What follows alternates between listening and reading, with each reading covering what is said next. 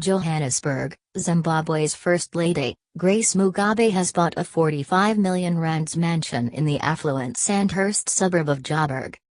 The news come against the backdrop of a national outrage over allegations she assaulted a 20-year-old Joburg model she found with her two sons at a hotel on Sunday.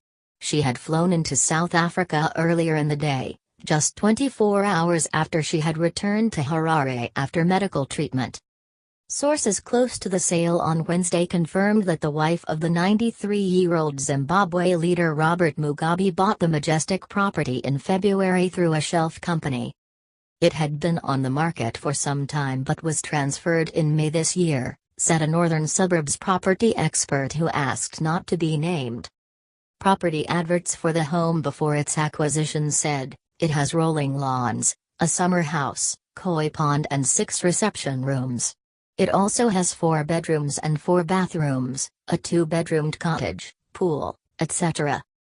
An estate agent who knows the property and asked not to be named, said it does need some renovations. Official documents on the transfer of the property show that Grace has spent about $45 million on this 249 square meters property, which is nearly double the size of most others in Sandhurst, a suburb redolent of money and extravagance.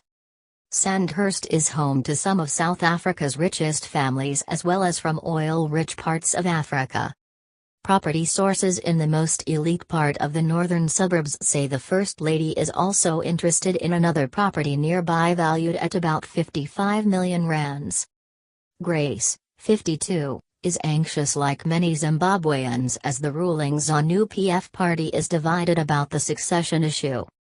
She is widely feared and disliked, particularly in the capital, Harare, but is seen as important in the succession battle to replace her aging husband.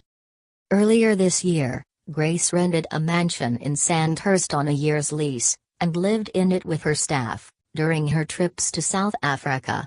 This property, around the corner from her new mansion, is valued at about 25 million rands, and was for sale for an extended period before she signed the lease.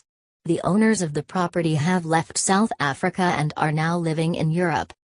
Zimbabwean security guards were on duty outside this mansion earlier this week, and there is a permanent van with security personnel parked opposite it. Property experts in the area estimate she would be paying at least 150,000 rands a month in rent. Her sons rented 2 flats in a plush hotel complex not far away. They are known to frequent Joburg's exclusive nightclubs. Late last year, Grace also bought a 58 million rands property in Harare from Jan Teed, and the central bank allowed the cash to be exported to a Mauritius bank account. Tendai Biti, former finance minister during the inclusive government which ended in 2013, said Zimbabwe was hemorrhaging foreign currency. The Zimbabwe state has been bled dry because of illicit financial flows which include massive spending by the first family when nearly 80% of the population is living in extreme poverty and more than 90% are unemployed. Brian Raftopoulos, a veteran political analyst and academic, said, "There is gross extortion of public funds and some of this is spent to protect the first family in the context of real uncertainty about the future of the succession." He said Grace's exorbitant spending on property in South Africa indicated she was uncertain about her future. She has spent considerable time in South Africa since she and her family quickly left their 500,000 rands per month rented Dubai home earlier this year after her sons, Robert Jr., 25, and Bellarmin Chitunga, 21, allegedly had to leave in a hurry.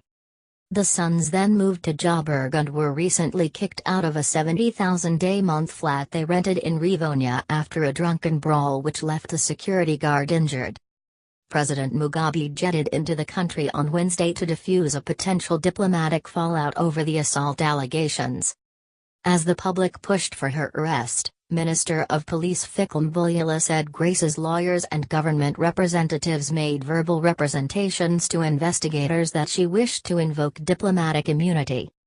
Subsequently, the government of Zimbabwe dispatched a diplomatic note verbale to the Department of International Relations and Cooperation invoking said cover. According to Mbulula, Grace is still in the country, while her itinerary includes participation at the Southern African Development Community Heads of State Summit and bilateral diplomatic meetings in Pretoria.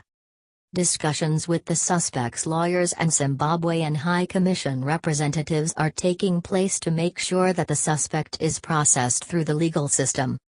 Zimbabwe's central bank has not answered questions about payment of Grace's properties here.